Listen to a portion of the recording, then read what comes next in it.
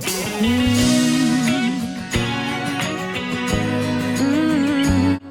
to the channel. Happy Wednesday. I hope you are having a great week. As you can see, some of you know and some of you don't, but this is Buddy Bunch in the Boats. This is my only big brother, my blood brother. We got the same mama, Miss Davis. Yes. And we are almost 20 years apart, like 1 month from 20 years. Yeah. But we have always been very close since I was a little girl. And so a lot of you see me, talk about, I had 3 other young men that are like my brothers that I grew up with around my same age or younger. But I always talk about my one and only Buddy Bunchy. And so this is Edmund Finch Jr. Hey, let's say Eddie. He don't like that government. That's a whole. That don't even sound like a black guy. Edmund Finch. This is Eddie, Buddy Roll. He has many nicknames. He has been known by many, but it is Eddie. So thank you for joining me, brother. I've been waiting. I couldn't wait. And I promise, I'm not gonna be I'm not gonna be explicit at all. I'm gonna try to do this. Yes, we said we're gonna keep it PG-13. Not PG, but we're gonna keep that's it 13. cool. I can still get my point across even that way. Yes, you can. Because that's one of the things that, even with our age difference, we have so many of the same values and morals and heart for people, and especially for young people. And we express ourselves often very differently, but it's the same concept, the same ideas, and we always are able to have good conversation. Yes. And he's one of the people that has taught me how to speak up for myself, how to say what I need to say, and then, not to be shy or timid about that. And so I appreciate him because he really is one of those people. Even a funny story of when I was a girl, and he was the first person that was like, y'all know she cussing? Okay, and it was just from there, like he was there when I first started talking, saying stuff I probably wasn't supposed to, but he has helped me, and so I really appreciate you, brother. Yes. I mean, me being a young cusser, I was a cusser in my young age, And I ain't gonna say who taught me. I'm gonna keep that, silent for them. I don't want to matter. But cussing. That I kind of look at cussing a certain way. I don't think cuss words are really as bad as they're made out to be. I think they're made up words. A lot of them are made up words, and I just don't feel like back in my day, if you cuss, you really got in trouble. You got a whooping, you got hit. Like nowadays, you cuss, it's because I think they kind of understand that cussing is not really a big deal, but you have to learn. Like you can't be in corporate America cussing. You can't be at your job or at school cussing. It's a time and a place. Everybody knows we all cussed on recess. We've all had our moments. We've all done it, We've all had our moments. And there's times, for the other side, again, perspectives.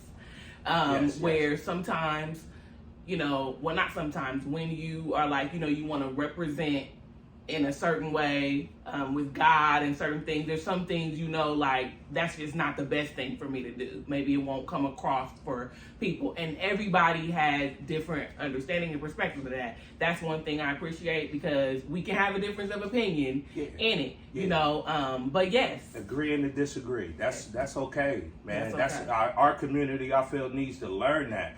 We getting in too many arguments and then we don't like each other no more just because this person thinks a certain way and this one.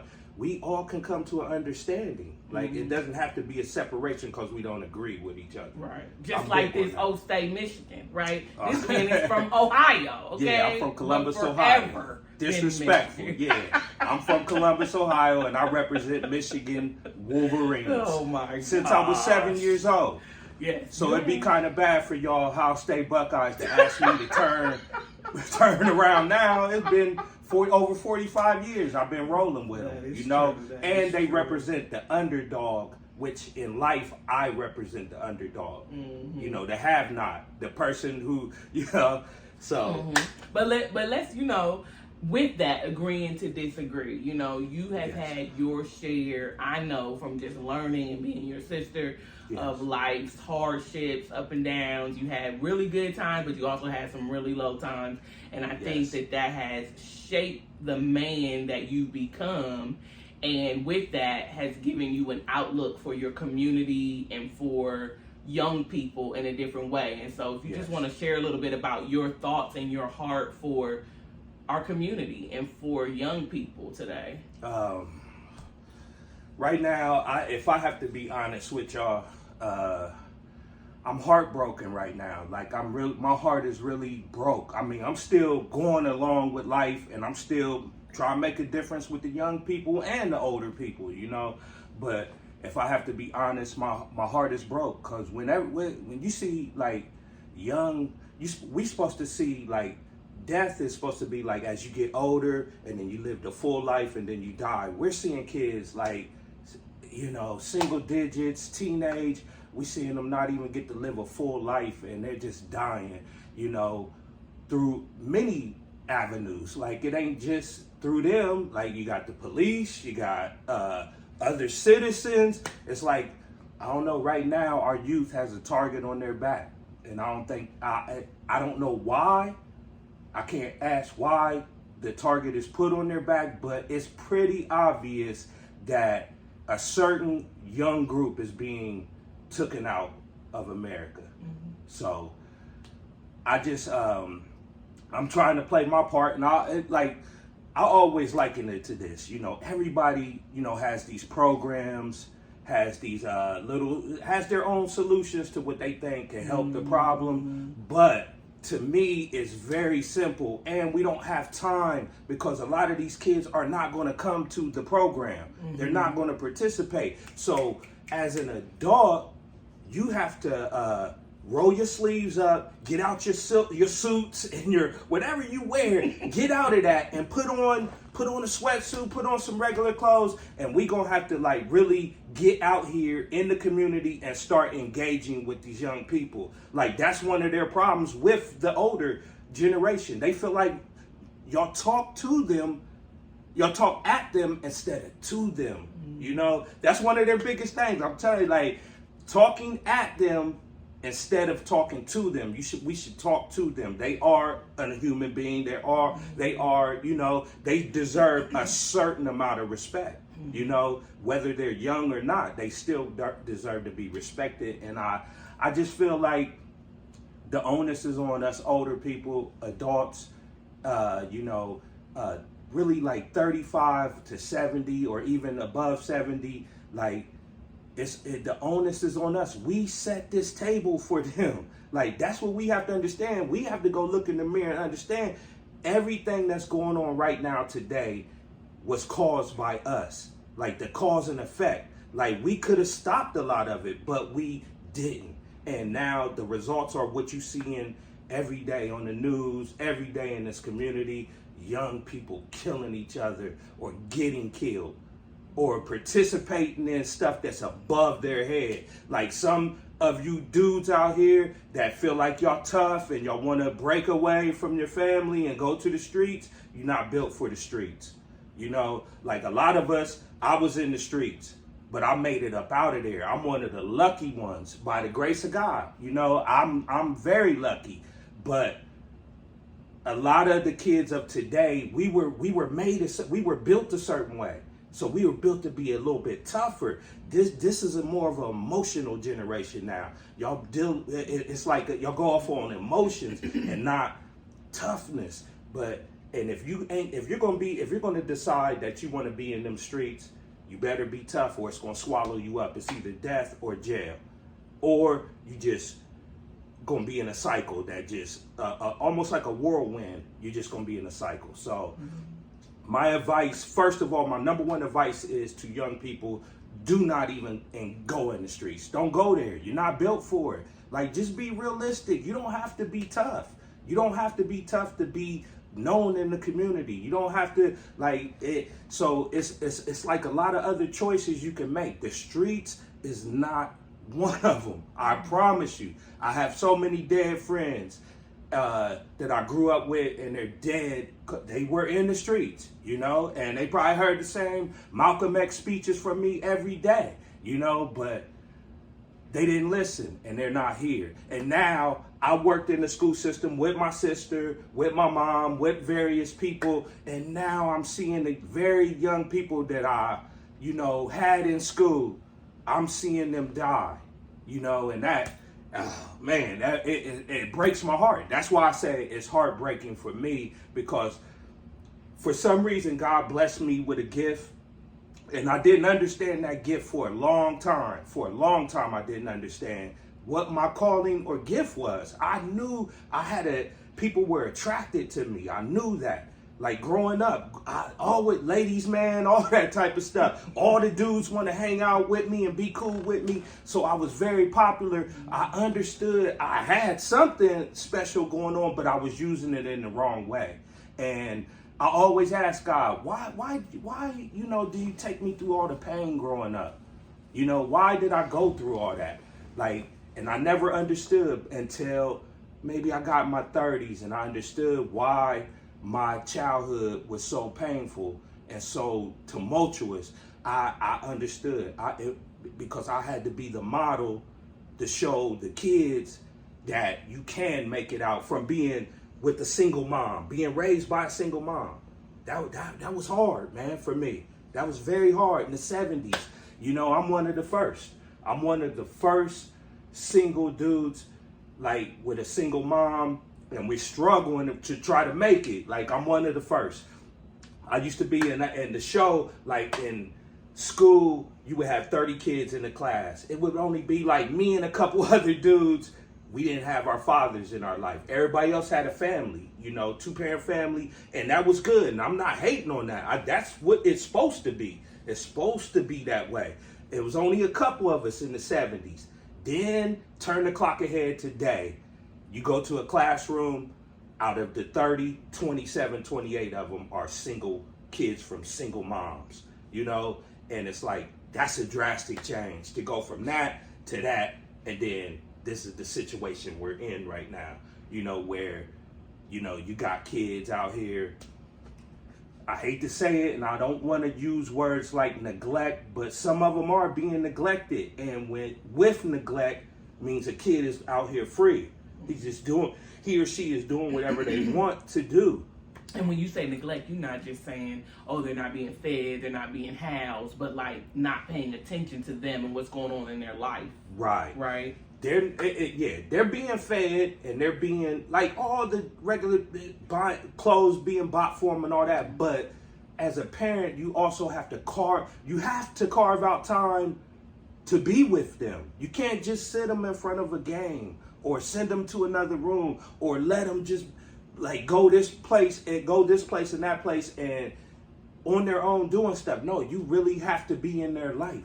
Or like things like, you know, how we seen a couple weeks ago, a 13-year-old boy kills a 15-year-old boy. How does the 13-year-old, like, you have to, like, how does he, in his mind, how can he be a murderer? You know, what happened? Well, to me, neglect. And then if you neglect a child in that way, where you're not spending time with them, cultivating their mind, some of the things that's going to happen with these young people, and I like to get this out here because a lot of older people don't understand what's going on right now with the youth. Drill music plays a big role in their life right now.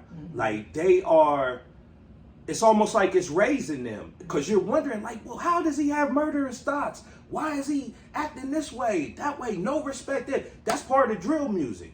The number one thing in drill music is murder.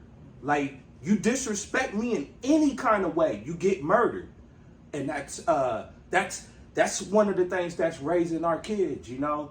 Music, it comes in all forms, greatness, and then you got a dark side of music that is playing a heavy role in not only Generation X, but what's the Z. Gen Z. Mm-hmm. Like, they're really being raised off of NBA YoungBoy, Young Dirk, and the names go on. I could name King Von, who is dead, but he had songs that were murderous like that, and along with the hypnotic beats, it can have you a different place. And if you're experimenting with smoking weed and drinking, it can have your mind go into different places that it's not supposed to go. And to me, that's what we're seeing out here right now. We're seeing chaos in Columbus unfolding right before our eyes. Before our eyes. And when you say that, you said something earlier. You said,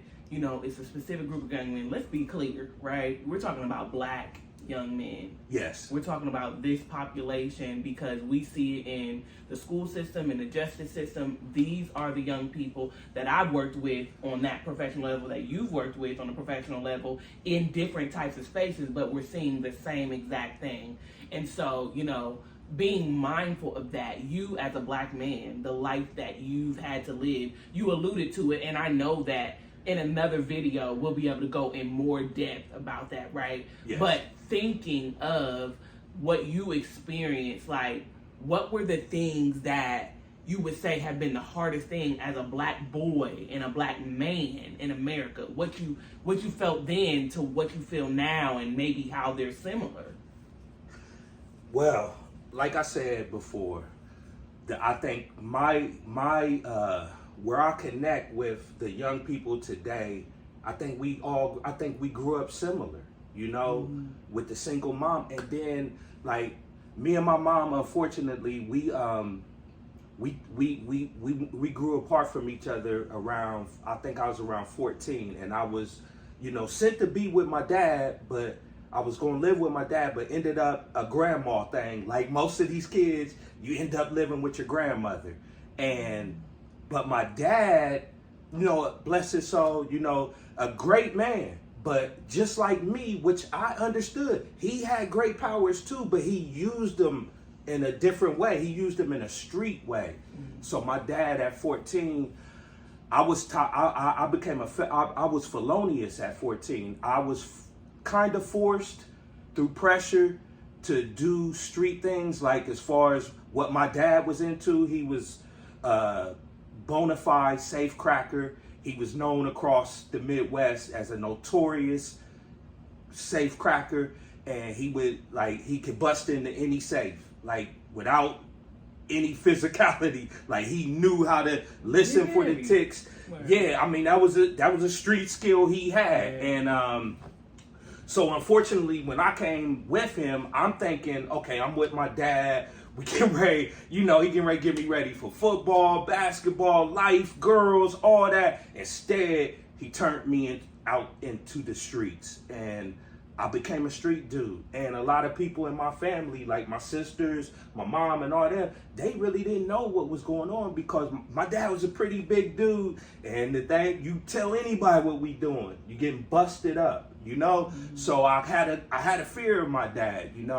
and so I was subjected to street life at an early age. And a lot of people in the streets didn't even really know, because I was with OGs from the Mount Vernon area, from Bolivar Arms. Like, I was with them, and they used me, as a ploy. Really, when we go into a place, I was really like the smart dude that could hold the person's attention while they do their devious acts, and that's how I first got subjected. And of course, like my generation selling crack and all that, most of us did it. We did it. It was something easy. It was so many crackheads running around our community at the time, and it was like, I'll be at the gas station getting gas. They'd be like, "Bro, you got it? You got it?" And I'll be like, "Nah, I don't got it. What are you talking?"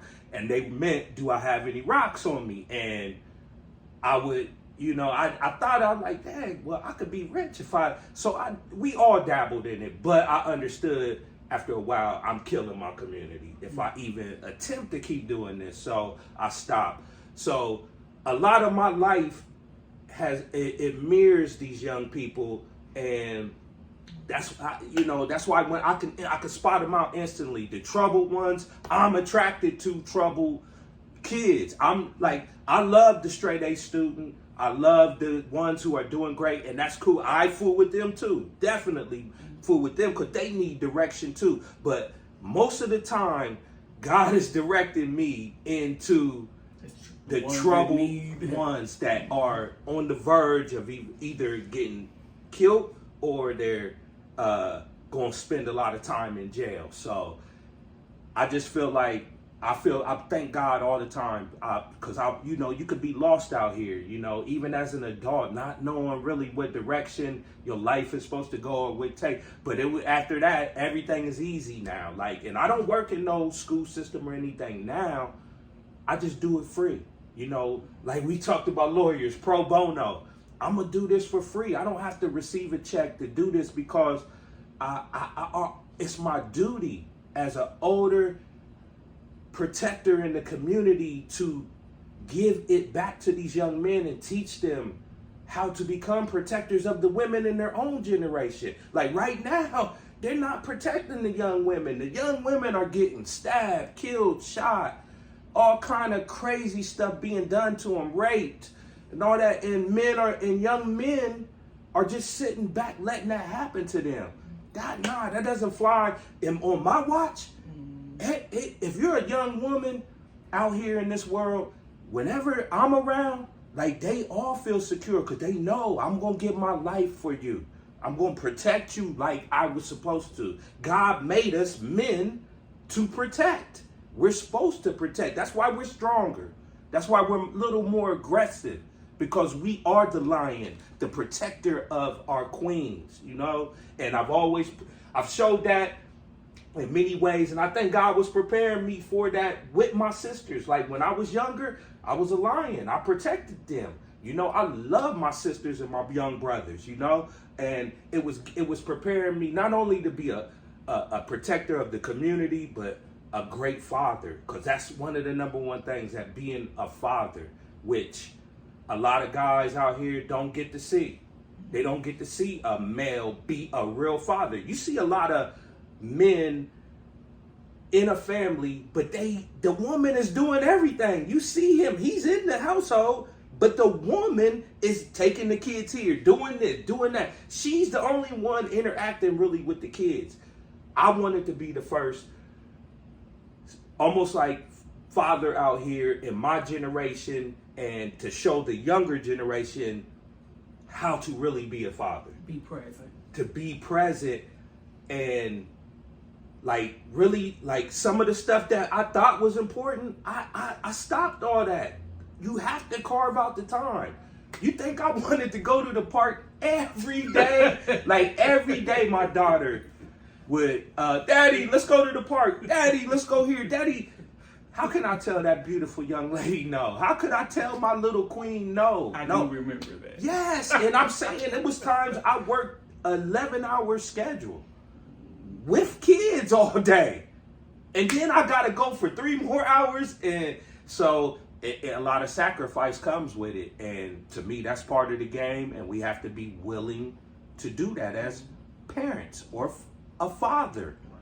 So as men, and thinking of that, you just said so much, and I appreciate. I'm sorry about that. No, don't say sorry. You said so much about your, childhood experience that connects you with these young Black boys. Yes. And what they're walking through, and then even up to you being a father and how that experience has been, and that's a whole nother episode, a whole nother conversation, right? Yes. But in thinking of all that from boyhood to manhood, a lot of the things that happen to you, they have an effect on your mental and your emotional health, right? Yes. And you and I have had a lot of conversations because, again, you've had some really great moments, but you've also had some hard and sad moments that I've even watched you have to work through.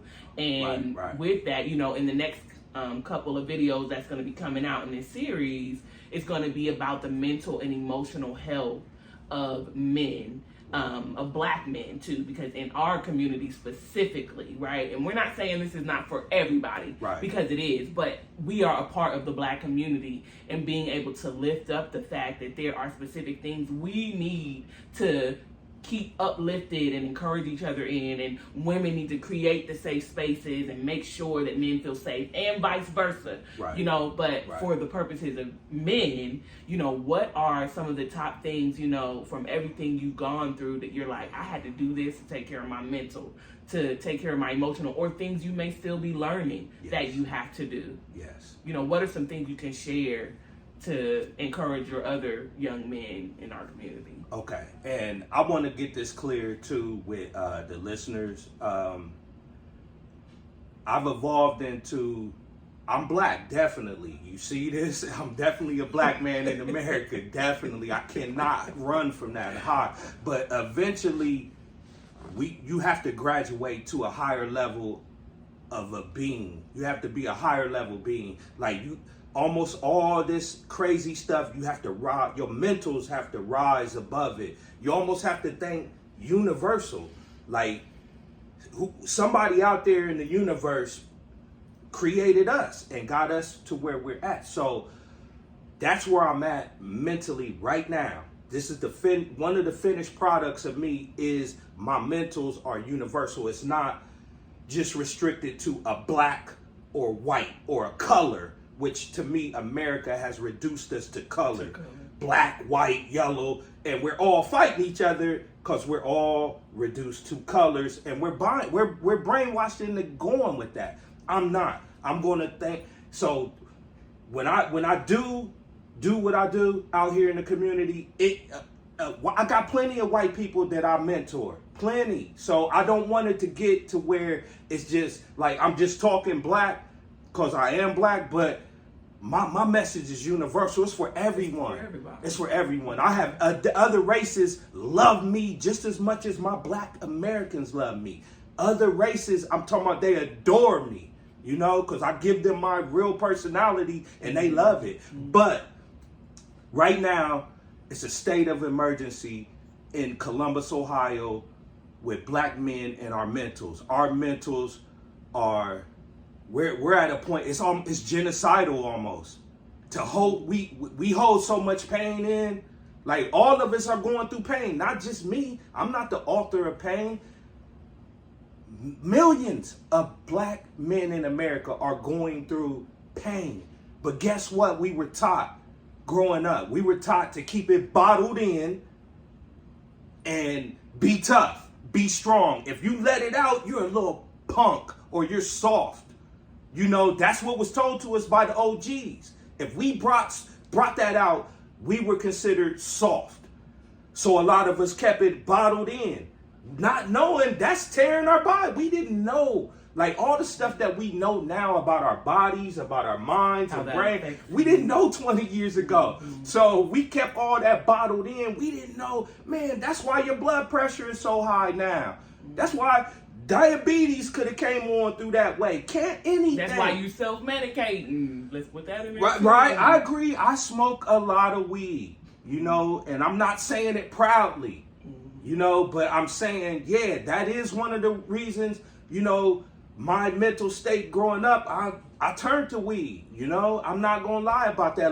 And I'm sure a lot of people in America are right there with me. But a lot of men, too, it's not just weed. It goes to other things. Not you, but other men in the community, like other things come, and then you see people going crazy, and you see all that, and that's what breaks my heart. Yes. Right? So I'm sorry. Well, that's a great point. And it is heartbreaking because what I have learned about weed is not harmful to me. That's my opinion. Somebody else might think it a certain way, but to me it's not. Now, when you start diving into cocaine, heroin, all the variety of pills that are being taken right now, that's a dangerous slope right there. That's a whole nother thing right there. You're sliding down a dangerous slope when you take any of them drugs, because you really don't know what they are for real. You don't know if they're authentic, if it's too much of a cut on some of it.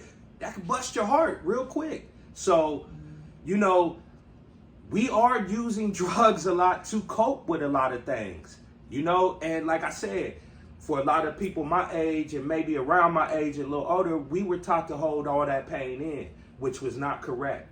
So I say probably about a decade, I start letting my pain out. I start letting people know my pain of my life. And wasn't necessarily a therapist. It was just certain people I trusted. Like my sister, I told her a lot of my stories, a lot of my things, just so I could release that. And once you release it, you do feel much better. But another thing to me that is serious about mental health, and this not only goes for men, but the men are suffering from it a big time. But I say as a whole race, I feel like we still suffer from the ill effects of slavery. They freed us physically. They took the chains off and said, yay, go free run of America, so-called. But the mental chain of slavery was never broke. I feel like it's never been broken. It showed up in different ways. It has shown up in institutional, so many different ways that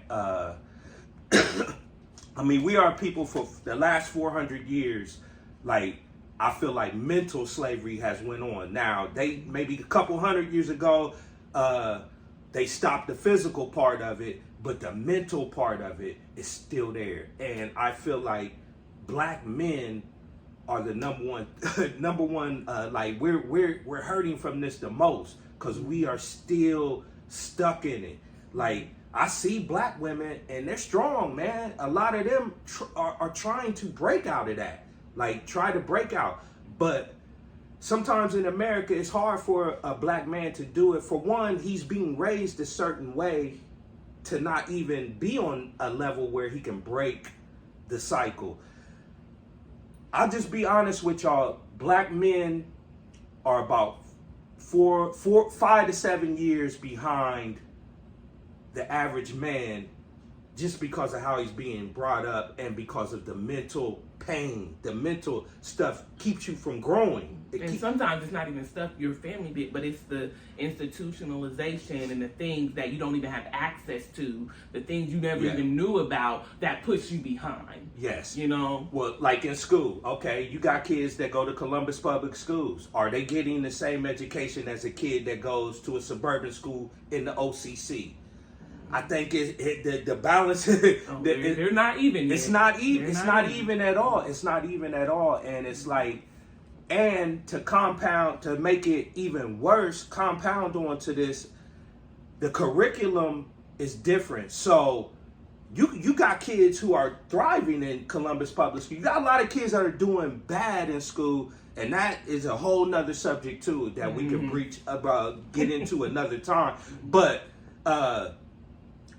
you have a lot of kids that are doing good, and the numbers reflect it, but the curriculum is at a curve to me. Like, what is an A might be a B or a C plus in the Columbus Public School, but they're marking it as an A. So you got a lot of kids who are going through, and they're passing with flying colors in the Columbus Public School. They're doing a great job, but then when they get to that next level of college, they're lost. That's because the Columbus Public Schools, to me, are not preparing a lot of kids for success, which when they get to that next level, they like, that is hard. Yeah, because you wasn't prepared. Like, your curriculum was, I hate to use the word dummied down, but it's lowered compared to the OCC kids. Their curriculum, you have to be on par to make it in the OCC. It's no breaks given. You really have to be like on point at them schools. But at the Columbus Public School, we're seeing it. Look at the numbers. The numbers are horrific. You know, the graduation rates are terrible and unacceptable. And it goes back to the adults. That's who it goes back to on that. What do we do? You know? And so, because like you said, there's a lot of children that are doing great because they have people, they have a village, people that are pushing them even with what they have. Even people with limited resources are pushing that, get every resource they can give you so you can get up out of here, right? But I know so many people who are trying to make the difference, who are trying to get in there. That's one of the things I'm doing now, even in business, and trying to work. My desire is to work with Columbus Public Schools so we can start looking at from the top down. That's where my heart is, because you got to change administration. You got to change mindsets and things like that to really start trickling down. And I believe it can happen. It just takes people who are dedicated despite of what you see right now. Right? And that can be hard. That can be hard, But in thinking about that, you brought up great points about mental, emotional health. What are some things for men that you say, like, if it was like your best scenario ever, these resources, these things would be available for men so that we can start healing? As far as for healing, we don't have a lot of resources in the community. And the way I heal, I don't recommend it for a lot of young men. I heal by trial and error. I actually bumped my head and got messed up out here to learn how to heal. Like I kind of, through the help of God, of course, the Creator, I kind of healed myself, but I don't encourage that. That's why it's people like me out here now. I encourage, talk to someone. If I would have talked to somebody a long time ago, I might have been healed a lot quicker, But by me, doing it the hard way, you might not come out of it all the way with all your faculties, Luckily, I came out of it with still a great mind, great spirit, great everything, but that was because, grace of God, of course, but I was lucky. And I'm saying, so a lot of the young men, I wouldn't advise, like, doing it on your own. So it's not a lot of avenues, but you see this video right here, you get in touch with this young lady. If it's any young man out there now, that needs help, I'm willing to help you, man. I'm willing to talk to you. I'm called to serve you. That's what my calling is. And I'm going to do that to the fullest, 100%. Now, my style, you have to understand, my style is different. It's not the, the way that you grew up on or whatever. I have a tough love style. And to me, tough love right now is what's needed in the community. When I was in the school system, I had a tough love style, and a lot of people didn't agree with me. Now, I wasn't hitting nobody or cussing nobody out. I was just tough on them with love, because I knew we were in a state of emergency. This community is in a state of emergency. And when you're in that, and it's like the infancy stages of genocide, which means a whole race being wiped out. You understand? We're in the infancy stages of that. So tough love is needed. So that's the style I bring. Like I said, I'm not trying to belittle you or demean you, but sometimes you have to come tough to get some of that, filter some of that garbage up out of you. You understand? Because a lot of this street stuff is garbage. It's not legit. It's not going to get you nowhere. 20 years from now, it will get you nowhere. So I have to come tough. And that's with, my males. I definitely come tough with my young black men. And once they figure out, okay, that's his style, my success rate, it's in the high 90s. I don't have to, I have a few dudes that are in jail right now, or they died, or they just caught up right now. But for the most part, 90-some% of my kids that I deal with, they're in college. They're out of college, graduated, and are on successful, headed for a successful life. But, the tough love to me is, to me right now, that's what's needed. No more babying. No more. Now, if we're talking about young ladies, yes, I handle young ladies a little bit differently. Them are my queens. And I have to make sure, as a man, I treat them a certain way so they understand when they grow up, this is how a man is supposed to treat me. And you still tough on us. I'm tough. Yeah, Still definitely. tough on us. Not as tough Not as as a the male. But boys. no, and you know better than we've had so many back and forths. You know, we've had everything ain't just rosy, ain't been cheery and rosy. We've had hard-nosed discussions, hard-nosed topics. You know, but everybody knows. Don't mistake me being tough or having my love as, oh, he's a street dude trying to know. I'm really a good dude. I'm really not just a good dude, a great human being, you know, but I'm passionate right now. And you know, a lot of people, you know, a lot of young people, they'll be like, oh, you got that Tupac in you. They'll call me Pac. Yeah, I'm kind of like, Pac died at 25. A lot of us were like Pac. We all were kind of lost out there. We could have died just like Tupac did. But God spared us from that. Thug life and street life in the 90s was treacherous. A lot of y'all get chopped up if y'all was in that. But some of us made it through. And like my style comes from that. And I just, you know, I can't stress enough, like, what I come from and how valuable, and this is not bragging, I'm valuable right now. And I want other young, older men to understand how valuable and how priceless the knowledge that you have in your head right now can save these kids' lives. If we're trying to save their life, it's right here. It ain't no money. It's not your clothes you're wearing. It's not, oh, he has a sweet car. Yeah, that's material. That's all material stuff. I'm talking about stuff of substance. It's right here in our head. We made it through the 90s. If you could really sit up here in 2023 and say, yeah, I went through the 90s. I made it through. Man, you're the key to saving the young people out here. You're one of the keys. And if you sit on that knowledge, shame on you, man. You shame on you. You know, I really want to say something else. I really want to talk differently to those of y'all that I see in the community every day be selfish towards these young people. They feel that. That's why they're out here running around wild. They feel like they don't have no one. And I see it. I'm right there with them. I'm on their team on this. Y'all adults are ignoring them and not seeing their pain. Man, there's so many predators out here trying to get our kids. We really have to wake up and understand we have the power. Black men. And when you say predators, you're not just talking about sexual predators.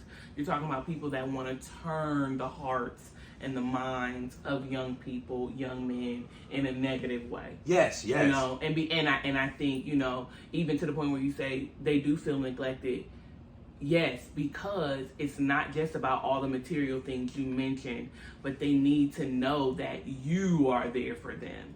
And that even if you don't understand their passion, yes, their charisma, their mentality, it may be different from yours. Yes. You may not agree with different. it. As going back to the very beginning of what we talked about, yes, agreeing to disagree, yes, right? You still can be there for them. You can still love on them. You can still support them. And even in doing this series, you know, I opened it up by saying being able to understand and hear the thoughts and ideas of men, because it's hard sometimes as a woman to understand, and that's a whole nother conversation, right? Yeah. But, which we've had. Yeah. But it's like, it's important for us to hear you all so that we can learn to respect and, yes, understand and start working together. Because at the end of the day, like you said, men are called to be the protectors, to be the ones that are leading, guiding, you know, and of course women do that too. Yes. But how powerful is it when we can both operate in our natural, and we've had great conversations, but operate in the natural giftings and abilities and things God has given us. We unify and do that together, how, yes, that could touch our community, touch our children,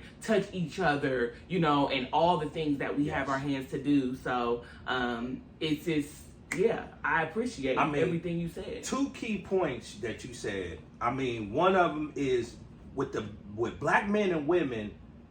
It's real simple. We have to come together. Right now, we are apart in this community.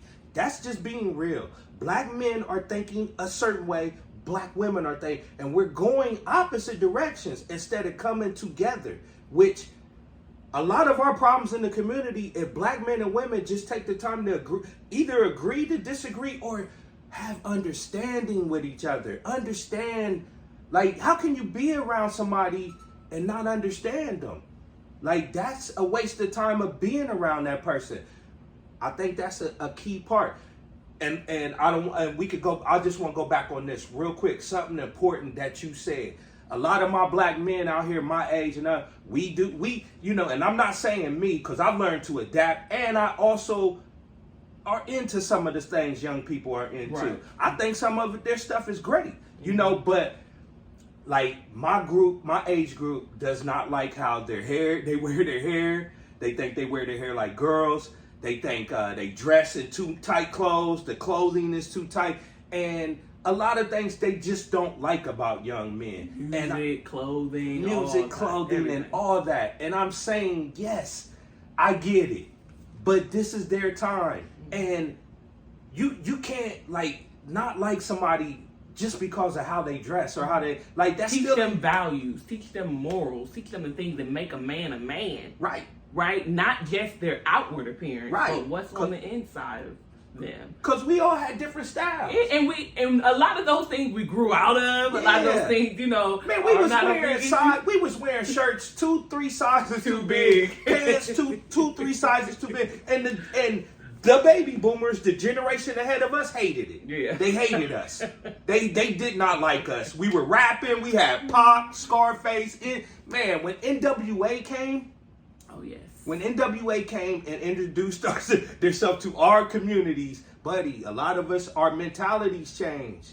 You understand? It brought the rough edge that was, it came out. It came out many different ways. Good and bad. Good and bad. Like, I'm not going to say all of it was good. Some of it was bad. So we can't be hypocrites and prejudge these young people. We're judging them for stuff that we were upset that we were getting judged for. Right.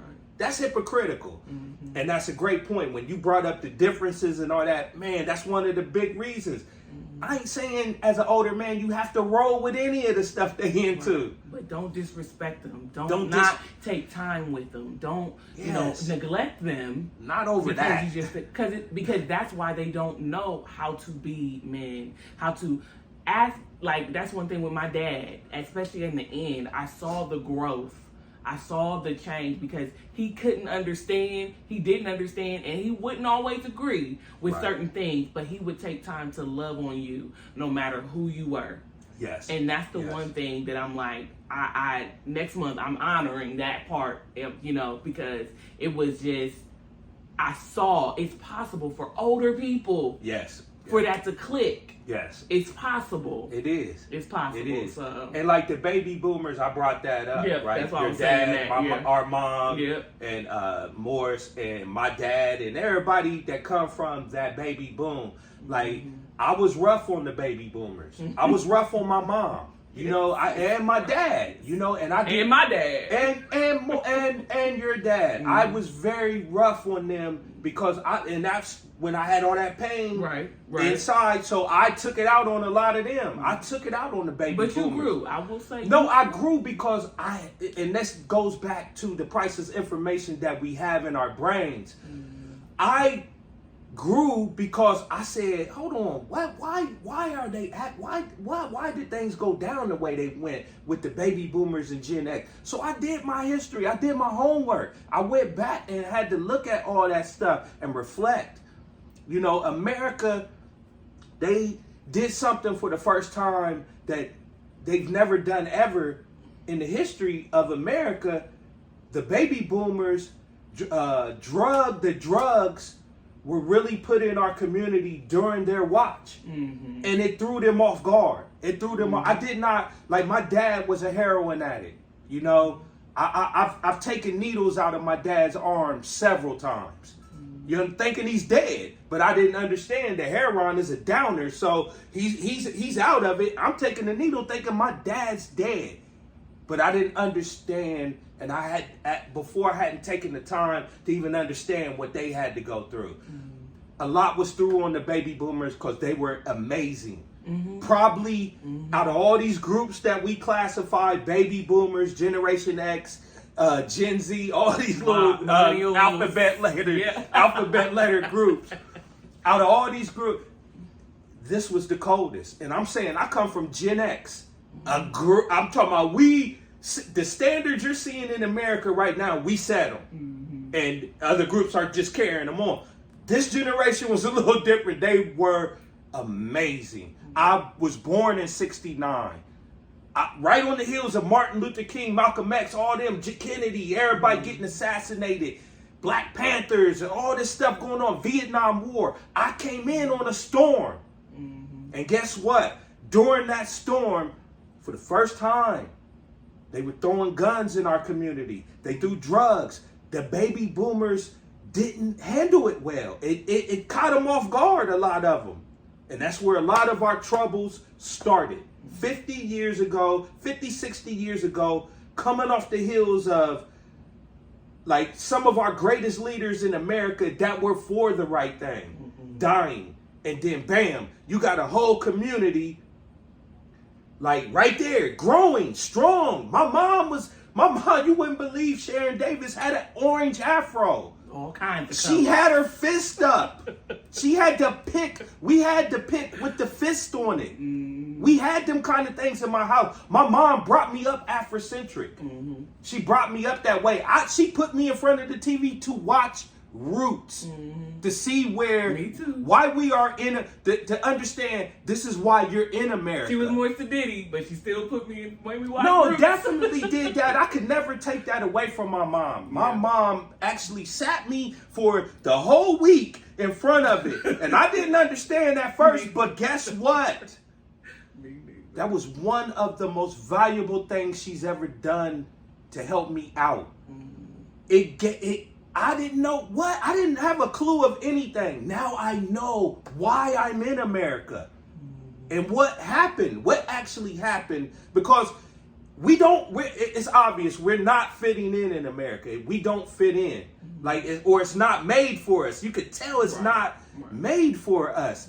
But why? If we're here, why is it set up for me too? I had to understand what happened from Africa to America. The slave trade. What happened? That's what happened. And now I have a better understanding.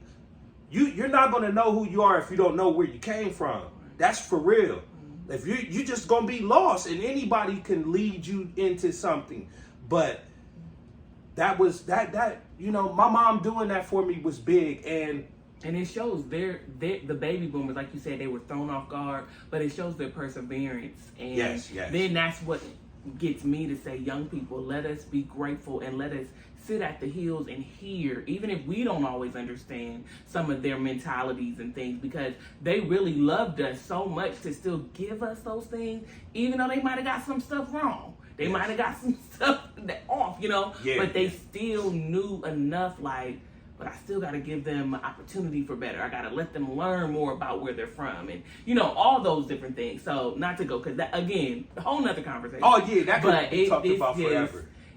I appreciate this. And as you all can see, he's going to be back. Because I gotta be back. There's much more to talk about. I gotta be back. And with other guests, but I definitely wanted to just have this moment with my one and only, my one and only Buddy Bunchy, because these and more spirited conversations we have had, but it's good because we need to do this, and it keeps us sharp. It keeps us mindful of our community. And for me, for this moment, I'm grateful because you shared a lot of jewels for men, to consider and to think about. And that's what this series is all about. But you will definitely be back. Yes. And so I want to let you close it out. If you got any last thing to say. Yes. And then we'll call it quits. First off, I want to thank my sister Jasmine. Because I do want to thank you, and I know you're humble. You're humble. You're not the type that seeking glory and all that. But I admire her for this right here. This is something that I want to do one day. I want to, start a podcast and, do things because I feel like I could reach more people that way. But it takes a lot of courage. Even as tough as I am, I admit I'm kind of, nervous about it. I'm nervous about social media. It's kind of fickle at times, it's kind of like, but I really admire you for that, and I've told her that on many occasions, I told her that I admire it takes a lot of courage to put your convictions and your thoughts and how you feel out there and put it out there with not caring what nobody thinks.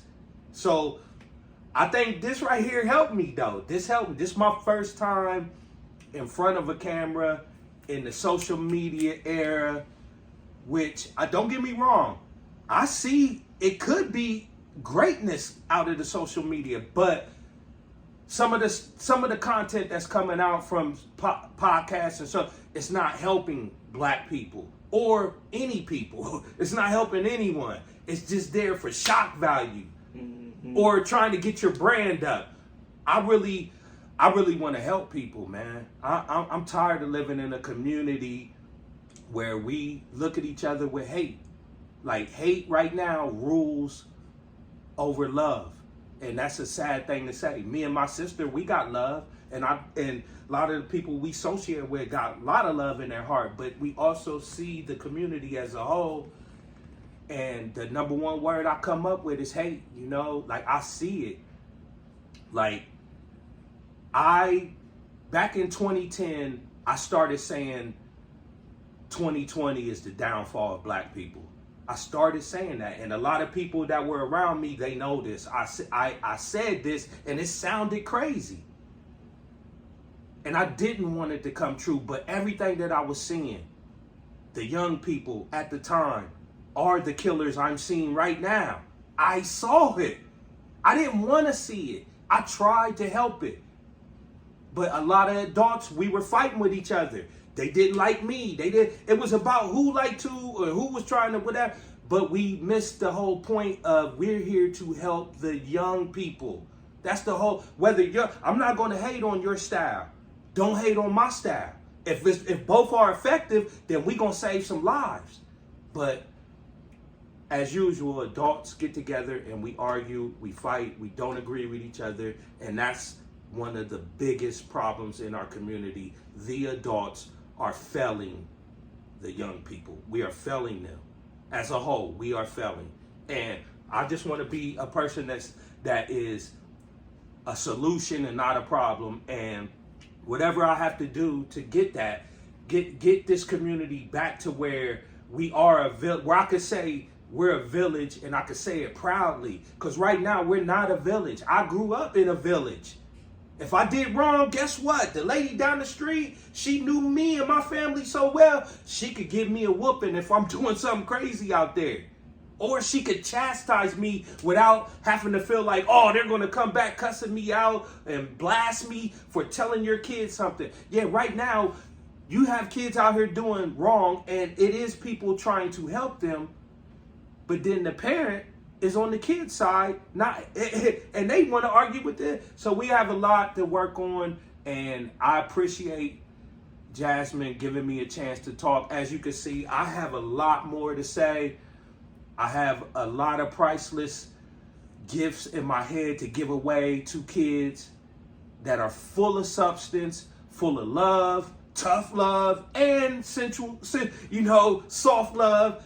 I ain't a hardy all the way. I can be, sensual too, but I have a lot to give, and I appreciate, my sister giving me the opportunity to talk. Whoever watches this, I hope, you learn something from it, and in the future, once we get it, we get on specific topics, have a lot more to give, and I just want to say I appreciate the opportunity of you letting me be able to express myself You know, because I know it was probably worried, oh, is Eddie going to cuss? You know, I'm a big Nope, that's why we said PG-13. I agree. You did good. I agree. You did good. I agree. Because, hey, I'm a heck of a cusser. Because I don't know how to blink yet. So you Right. No, and I respect that. I respect everybody. That's one of my biggest things. Everybody did. Eddie's cussing again. Like, that's a big thing with everybody. Hey, like I told y'all before, I was taught by one of the greatest cussers in history. I'm not going to tell y'all who this person is, but he or she was an amazing cusser, and it made me one. So, but I did good today. I did good. I'm proud of myself because I like sometimes letting a few cuss words fly. It brings the passion even more, you know. But we felt that passion without even no deal. Yes, we could be civilized without cussing. Right. If we want to play the game of America, which you know you can't cuss, then we can play that game. We have to show that versatility. Us human beings, us black people, whatever you want to call us. I'm gonna, like I told you earlier, I'm gonna stop saying black because that's almost referring to each other as a crayon color. As a race, right? Like as a race. I mean, let's just be human beings. Because race is a social construct. Let's be very clear. You know? Right. So right. That's why I say race, because to it me, is a social construct. I mean, to me, it was created to divide. Mm-hmm. To me, it was to create racism. You see how them words coincide? To me, race was made to divide. And we're trying to do away with that, man. I'm trying to do away with that. Now, if you want to label yourself, if you're black over here in America via the slave trade, then guess what you are? You're an African. Like, these Africans you see walking around, they're not the only Africans over here. We are the true Africans from slavery. Like, I don't see no... Listen. We all came from the same place. Africa. Yeah. Africa. So if you really want to label yourself, and we go with these names that society has made up, African, this, that, European, or whatever, you're really an African. Now, if you want to attach American to it, you can. But your true origin that you were stripped from, language, religion, all that, you're African. That's your true heritage. You know, so we'll go with that. But my number one goal is to get you to think human being. Like human being. To me, you have to be a great human being. I think the Creator, that's one of the tests for all of us. To love each other. Love each other and look at each other as a human being, not a color, not a Crayola color. You know? And this has been the interview with Buddy Bunches of Oats. That cracks me up every time I say that every time to him. So thank you again, brother. Oh no, thank you. He will be back. Thank you, and thank you out here, Jasmine's audience. I hope like I said, I hope somebody learned something, and I hope I wasn't too abrasive. And I tried to, and I calm my act down, because when I'm on the streets talking to these kids, it's different. I'm on 10. You understand? Right now, I'm on like 3 or 4. I'm being a 3 or 4 type dude right now. Really, I'm a 10. I really go hard because, once again, I told y'all, infancy stages of genocide is what we're in. Mm-hmm. It's a state of emergency. It's not time to be relaxed. Right. It's urgent. It's urgent. Our kid, we just seen too. 13-year-old murdering people. We have 13-year-olds out here with guns. Serious. So wake up, become a solution. Don't be part of the problem. And one saying I want to say before we go. Can I say this one saying? Hurry it up. All right. One thing about our people, we are serious about silly things.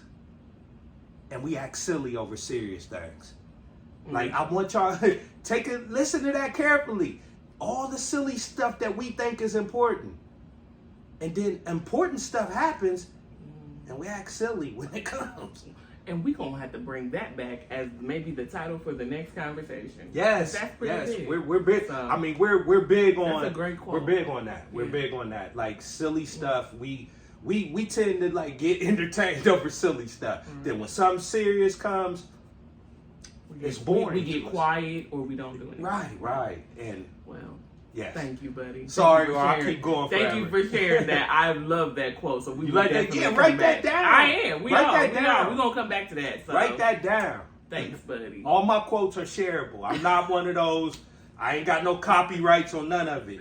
Yeah. Use it, share it. But he'll be back. So thank you all so much for tuning in. Thank you. Love you all so much. Be on the lookout for next week's video. Please like, comment, share, subscribe. We're going to 200. I'm super excited. Here he go. Michigan. In this house. Y'all know what it is. Okay. Last couple years, y'all know what it's been. Bye. Where are the Ohio State? The Ohio State fans are MIA. Where are they?